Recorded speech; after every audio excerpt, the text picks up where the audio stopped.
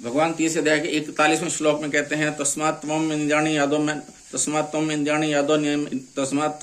यादो निमे बरच्छर पपनम परजहि अनम ज्ञान विज्ञान नाशनम। इसलिए हे भरतवंशियों में श्रेष्ठ अर्जुन, तू सबसे पहले इंद्रियों को वश में करके इस ज्ञान और विज्ञान का नाश करने वाले महान पापी काम को अवश्य ही बलपूर्वक मार डाल। इंद्रियों को विषयों में भोग बुद्धि से प्रवृत्त नहीं होने देना, अपितु केवल निर्वाह बुद्धि से अथवा साधन बुद्धि से प्रवृत्त होने देना ही उनको वश में करना है। तात्पर्य यह है कि इंद्रियों की विषयों में राग पूर्वक प्रवृत्ति न हो और द्वेष पूर्वक निवृत्ति न हो। राग पूर्वक प्रवृत्ति और द्वेष पूर्वक निवृत्ति होने से राग द्वेष पुष्ट हो जाते हैं और न चाहते हुए भी मनुष्य को पतन की ओर ले जाते हैं। इसलिए प्रवृत्ति और निवृत्ति अर्थात कर्तव्य और अकर्तव्य को जानने के लिए शास्त्र ही प्रमाण है। शास्त्र के अनुसार कर्तव्य का पालन और अकर्तव्य का त्याग करने से इंद्रियां वश में हो जाती हैं। काम को मारने के लिए सबसे पहले इंद्रियों को नियमन करने के लिए कहने का कारण यह है कि जब तक मनुष्य इंद्रियों के वश में रहता है तब तक उसकी दृष्टि तत्व की ओर नहीं जाती, और तत्व की ओर दृष्टि गए बिना, तत्व का अनुभव हुए बिना काम का सर्वथा नाश नहीं होता।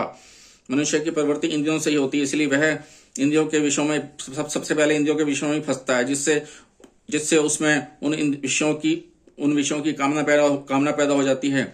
कामना सहित कर्म करने से मनुष्य पूरी तरह से इंद्रियों के वश में हो जाता है और इससे उसका पतन हो जाता है। परंतु जो मनुष्य इंद्रियों को वश में करके निष्काम भाव पूर्वक कर्तव्य कर्म करता है, उसका शीघ्र ही उद्धार हो जाता है।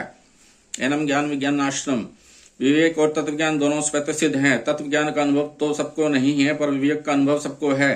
मनुष्य में यह विवेक विशेष रूप से है। अर्जुन के प्रश्न, मनुष्य न चाहता हुआ भी पाप क्यों करता है, में आए अनिच्छन अभिपद से यही सिद्ध होता है कि मनुष्य में विवेक है और इस विवेक से वह पाप और पुण्य दोनों को जानता है और पाप नहीं करना चाहता। पाप न करने की इच्छा बिना विवेक के नहीं होती, परंतु यह काम उस विवेक को भी ढक देता है, अर्थात उसे जागृत नहीं होने देता। विवेक जागृत होने पर मनुष्य भविष्य पर परिणाम पर दृष्टि रखकर ही सब कार्य करता है, परंतु कामना से विवेक ढक जाने के कारण परिणाम की ओर दृष्टि नहीं जाती। परिणाम की तरफ दृष्टि न जाने से वह पाप करता है। इस प्रकार जिसका अनुभव सबको है, उस विवेक को जब यह काम जागृत नहीं होने देता, तब जिनका अनुभव सबको नहीं है, उस तत्व ज्ञान को तो जागृत होने ही कैसे देगा। इसलिए यहाँ काम को विवेक और विज्ञान दोनों का नाश करने वाला बताया गया है। पापनम पजहि, कामना संपूर्ण पापों की जड़ है, इसलिए कामना उत्पन्न होने पर पाप होने की संभावना रहती है। आगे चलकर कामना मनुष्य के विवेक को ढककर उसे अंधा बना देती है, जिससे उसे पाप पुण्य का ज्ञान ही नहीं रहता और वह पापों में लग जाता है। इससे उसका महान पतन हो जाता है। इसलिए भगवान कामना को महापापी बताकर अवश्य ही मार डालने की आज्ञा देते हैं।